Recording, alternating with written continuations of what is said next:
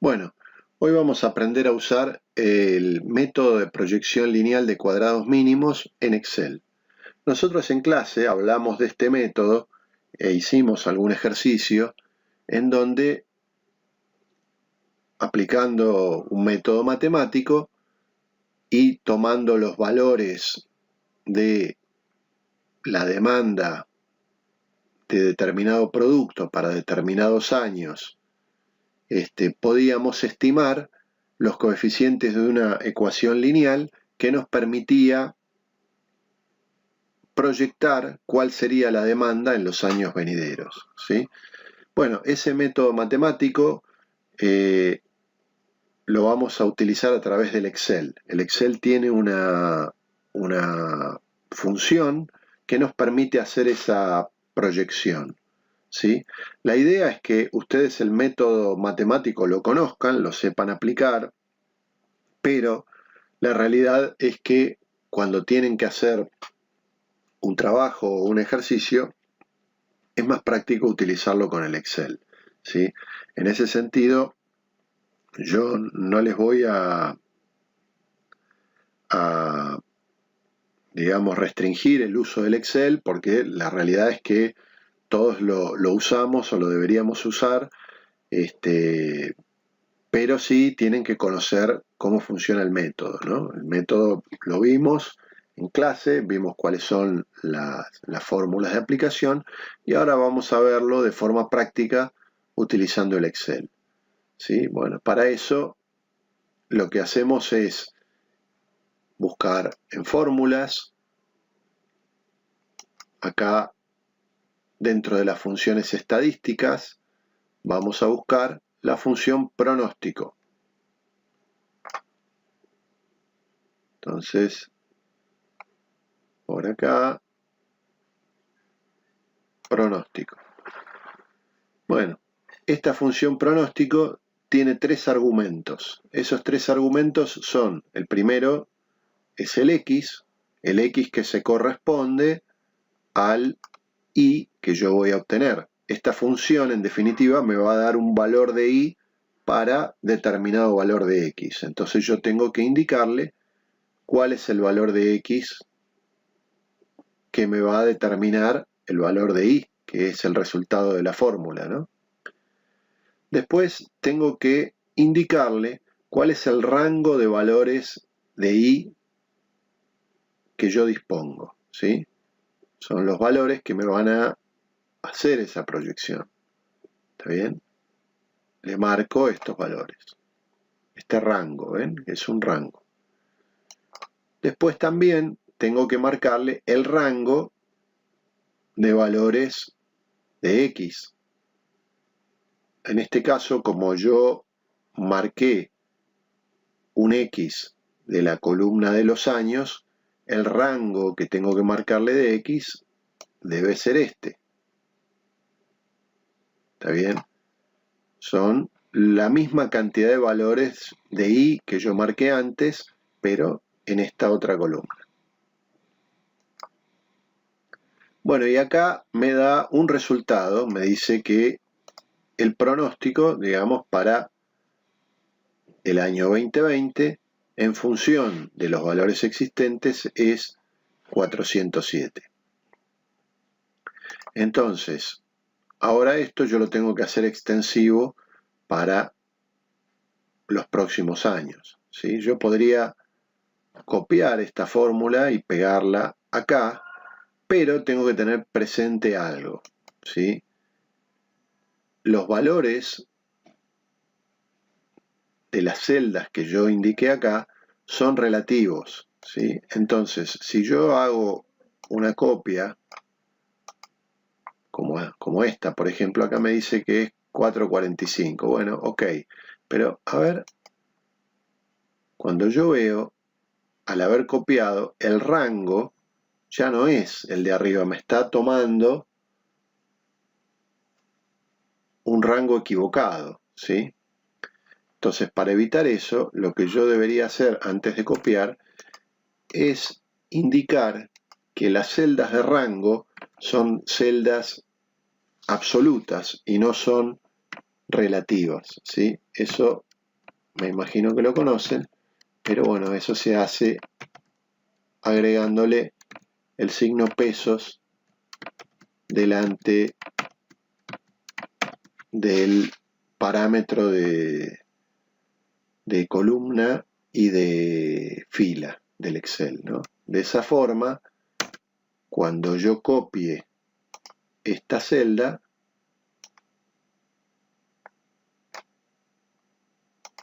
acá estos valores no cambian, los rangos no cambian, pero sí cambia el valor de X, porque al valor de X yo no le puse el valor, digamos, el signo pesos. Entonces eso sí lo hizo relativo, porque eso sí va cambiando, pero el rango de la proyección es siempre los valores reales que yo tengo, ¿sí? Entonces de esta forma tengo el pronóstico. Bueno, este pronóstico yo lo puedo hacer para años futuros, pero también lo puedo hacer para años pasados, ¿sí? ¿Cuál sería el sentido, ¿no?, de hacer esto hacia años pasados? Bueno, acá si lo hago hacia el pasado también funciona, pero puedo ver que hay algunas diferencias, ¿sí? Puedo ver que esa recta pasa lo mejor posible a través de estos valores, pero no exactamente, porque la demanda, si bien se parece a una recta, no es exactamente una recta. ¿Está bien? Entonces estos valores son los que mejor pasan a través de una recta. Entonces, bueno, vamos a insertar un gráfico para poder comparar cómo nos dio nuestro pronóstico respecto de nuestro consumo real. ¿Está bien? Entonces, para eso vamos a venir acá a insertar gráfico de dispersión. Previamente lo que vamos a hacer es, manteniendo presionado control, seleccionar el rango de nuestras X, el rango de nuestros Y reales y el rango de nuestros Y proyectados. ¿Está bien? Es más, si nosotros seleccionamos el nombre de la serie directamente, esto, cuando insertamos el gráfico, vamos a agregar este, por ejemplo, ahí ya nos aparece el gráfico armado, ¿sí? Le damos la forma y acá podemos ver que hay algunas diferencias, ¿no? Pero bueno, esas diferencias en cuestión de formas no son tan grandes, ¿no? Hasta incluso podría haber sido un error de medición, ¿sí?, de los valores reales, porque pasa bastante bien, digamos, a través de una recta, ¿no? Obviamente para los primeros valores tiene a lo mejor más error, más diferencia, ¿sí? Vamos a calcular acá los errores. Está bien, vamos a hacer el valor real menos el pronóstico, ¿sí? Esto nos va a dar una serie de errores. Vamos a hacerlo solo para los 15 valores que tenemos. Y después vamos a agregar acá también el valor absoluto, error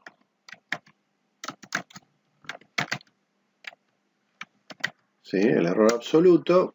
El error absoluto sabemos que es también el valor real menos el pronóstico, pero vamos a aplicarle la fórmula de valor absoluto acá. ¿Sí? A ver, estamos acá, absoluto.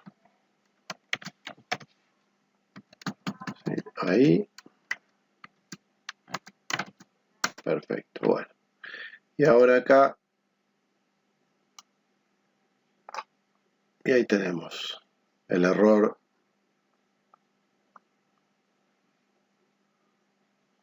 y el error absoluto. Entonces vamos a hacer un par de cuentas acá, vamos a agregar lo que llamamos EPP, que es error promedio del pronóstico, que no es ni más ni menos que una suma de los errores dividida por la cantidad de datos que tenemos, que son 15, ¿sí? Que son 15. Y después vamos a agregar también lo que llamamos DAM, que es desviación absoluta media, ¿sí? Que es el DAM, es básicamente también la sumatoria de los errores absolutos dividida la cantidad de muestras, ¿sí? Eso nos da que es más o menos 17 el error que podemos tener. En un valor de 417, bueno, es algo que no está tan mal, digamos. Entonces, de esta forma nosotros podemos hacer una proyección de la demanda hacia el futuro.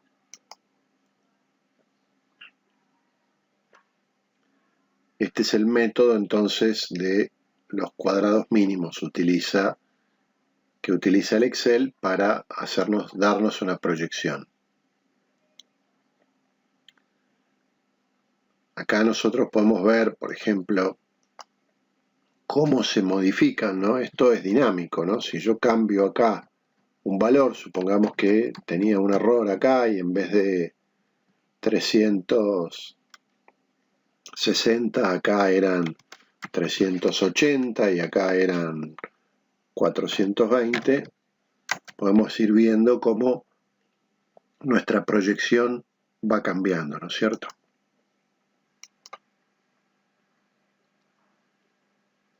Bueno, yo les voy a dejar esta planilla en la plataforma para que se la puedan bajar y, llegado el caso, aprovecharla para sus trabajos.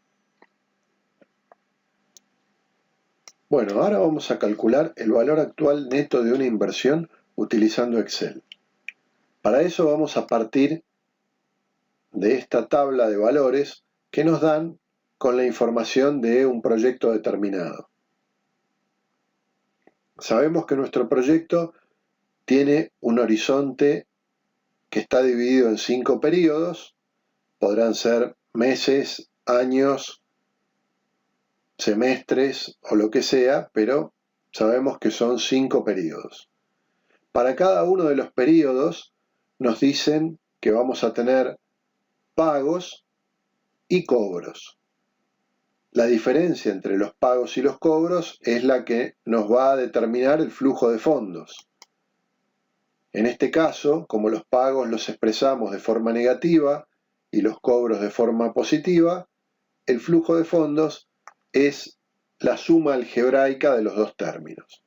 Si tuviésemos los pagos expresados de forma positiva también, deberíamos restarlos. Por otro lado, tenemos el valor o el monto de la inversión inicial, que también está expresado de forma negativa, ¿sí?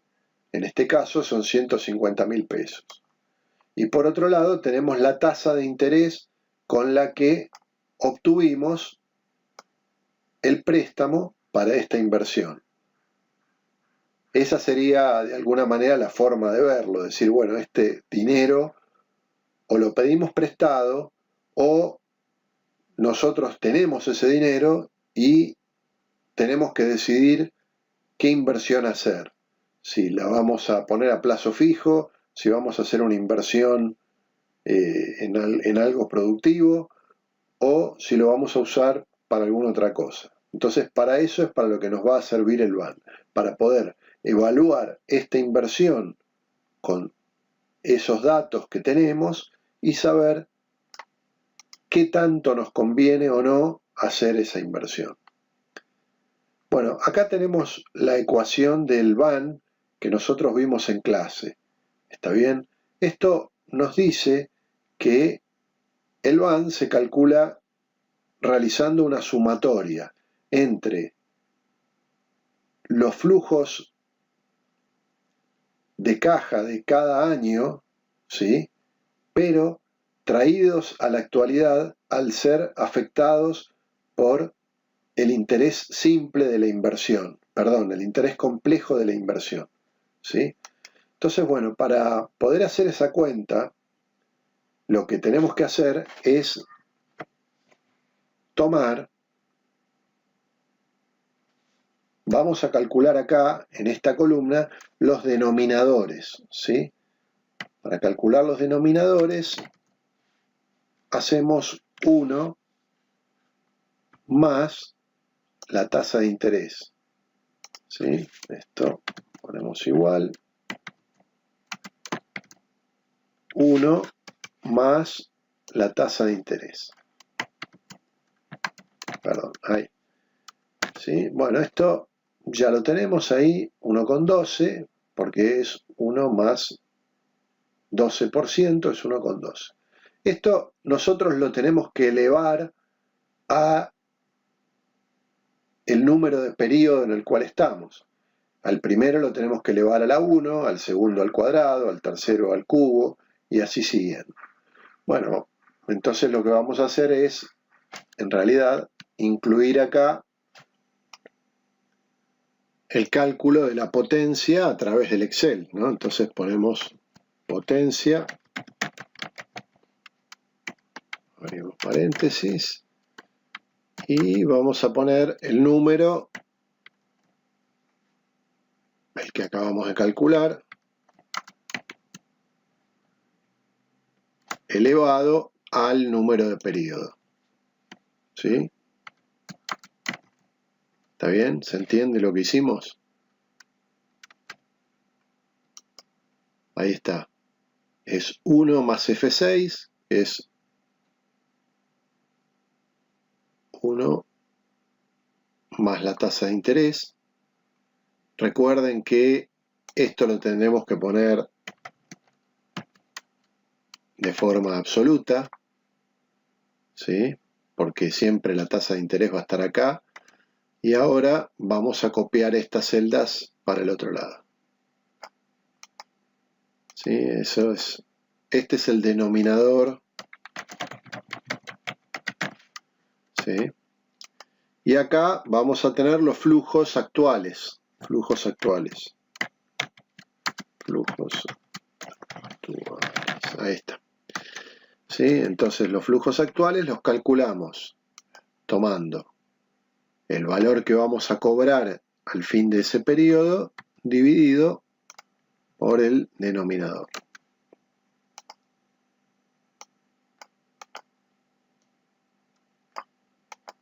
¿Sí? Entonces el valor del VAN,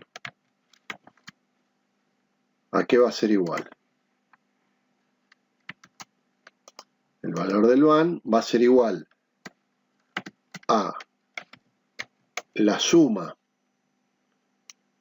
de los flujos actualizados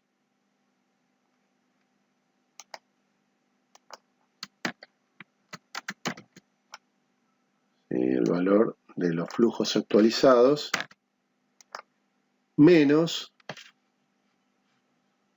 la inversión inicial. Como la inversión inicial está negativa, la sumamos, ¿sí? Acá tenemos que para un 12% nos da 11.000 pesos. Bueno, correcto. Esta es la fórmula, la aplicación de lo que vimos en clase, de la fórmula del VAN. Bueno, el Excel, para buena noticia de todos, tiene implementada la función del VAN dentro de sus fórmulas, ¿sí? Entonces, este es el VAN calculado. Y ahora vamos a poner el VAN del Excel, ¿sí? Que es en realidad el que vamos a usar. Yo esto se los mostré para calcularlo de forma manual, ¿no es cierto? Pero la idea es que usen este, que es el que les voy a explicar ahora. ¿Sí? Entonces, para eso nos vamos a fórmulas, fórmulas financieras, y acá buscamos BNA, valor neto actual, es también otra manera de llamar al BAN. Y acá tenemos estos argumentos.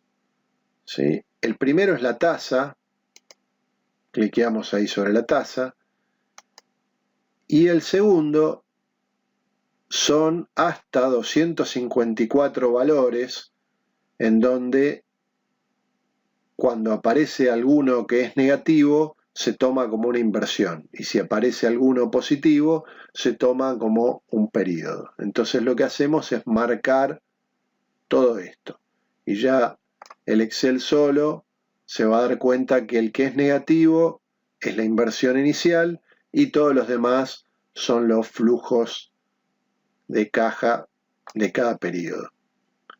Entonces ahí nos calcula el valor.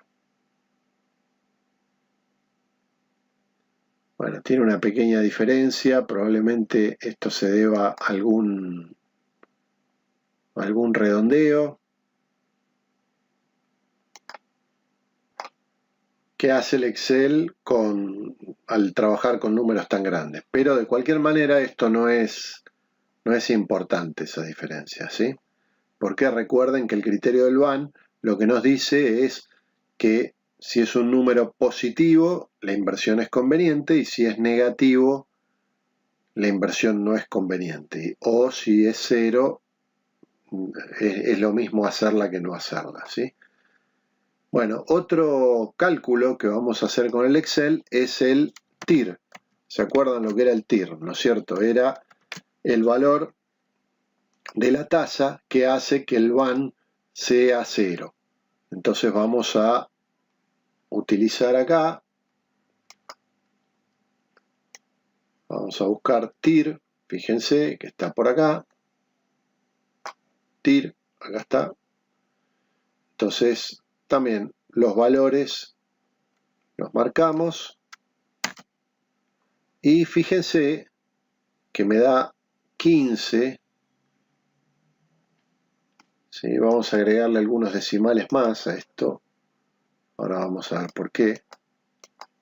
En realidad me da 14,802. Entonces si yo acá pongo 14,802, fíjense que el BAN, tanto en el calculado como en el Excel, nos dio 0. Y si acá yo pongo, no sé, 28%, me da negativo en los dos casos, ¿sí? Entonces, acá vemos para qué nos sirve el TIR, ¿sí? El TIR sirve para que yo sepa por encima de qué tasa de interés la inversión no me conviene, ¿de acuerdo? O sea, esta inversión, en realidad, no es que sea ni buena ni mala, es una inversión que es buena si la tasa de interés con la que yo consigo este dinero es menor a 14%. Si la tasa de interés es mayor del 14%, es, no sé, 15,5 por ejemplo, y voy a perder 2.600 pesos, ¿sí? Ahora, si esta inversión fuese 13,8, bueno, voy a ganar 3.900, ¿está bien? Por eso, en realidad, el Excel es muy útil para hacer estas cuentas y para hacer estos análisis, porque uno puede modificar valores online, por así decirlo, y ver los resultados, ¿sí? Eso es lo que tiene de interesante, ¿sí? O yo puedo hacer estos flujos de fondo en el trabajo práctico, pueden estar asociados a otras hojas del Excel o a otros sectores donde ustedes hacen la suma de todo y la cuenta total de todo el proyecto, ¿sí? O sea, ustedes pueden agarrar, tener los gastos fijos en función de la cantidad de empleados, pueden tener el costo de producción que tiene el producto, pueden tener la cantidad de ventas que se estima para cada periodo, y así un montón de variables que ustedes van a poder tocar y ver los resultados del BAN y del TIR en función de que toquen esas variables, ¿sí? Entonces, esa planilla puede transformarse en una especie de tablero de comando del proyecto, porque de esa forma uno puede saber, bueno, es necesario aumentar las ventas, a ver si aumento las ventas un 20%, logro tener un BAN positivo, o qué pasa con el TIR si hago tal cosa, si hago tal otra, ¿sí? Entonces, esa es la idea, digamos, de lo que ustedes tienen que hacer en el trabajo. Por eso es interesante que cuando hagan el estudio de mercado, hagan una proyección de la demanda, hagan una proyección de ventas en función de eso, cuando hagan el estudio técnico, una planilla, digamos, en donde pongan la cantidad de gente que van a utilizar, los gastos que van a tener como empresa, o como organismo, digamos, y en el caso de un proyecto de mejora, tienen que expresar las cantidades de producción y los ahorros que van a tener, ¿no? Si ustedes van a automatizar una línea de producción, tienen que indicar cuál va a ser el ahorro en cada periodo, ¿sí? Y ese ahorro tiene que ser coherente con el equipamiento que están poniendo, ¿sí? Y la cantidad de horas que va a trabajar, porque si no las cosas no cierran después, ¿se entiende? O sea, tiene que haber una relación entre todas esas cosas. O sea, yo no puedo decir que voy a producir, no sé, 50 piezas por hora si la capacidad que tengo de producción es de 30. ¿Está bien? O sea, supongamos que las piezas son automatizadas por una máquina y esa máquina tiene determinada capacidad por hora, yo no puedo después, cuando muestro los números, decir que voy a producir más, porque o agrego otra máquina o pongo una máquina que vaya más rápido, pero no voy a poder producir si no tengo una máquina o una línea de producción que pueda manejar esas cantidades. Y después lo mismo, en lo que es ventas, yo tengo que vender la cantidad producida. Si después mi equipo de ventas no es capaz de vender las cantidades que yo estoy produciendo, voy a tener una acumulación de stock y esa acumulación de stock me va a perjudicar. O de la misma forma, no puedo vender más de lo que tengo, porque si no, o de lo que puedo producir, si no después los números tampoco me van a dar. Entonces, bueno, de alguna forma, en ese sentido, tienen que ser coherentes los cálculos, ¿no? Y los resultados.